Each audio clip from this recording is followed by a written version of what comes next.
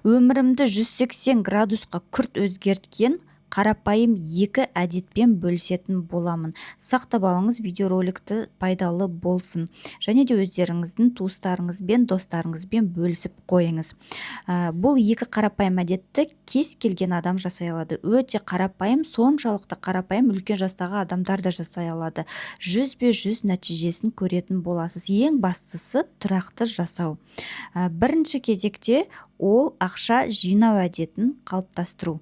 Яғни біздің өмірімізде ақша жинау әдеті емес, кредит алу әдеті қалыптасып кеткен. Соны ақша жинау әдетіне қалыптастырамыз, айналдырамыз.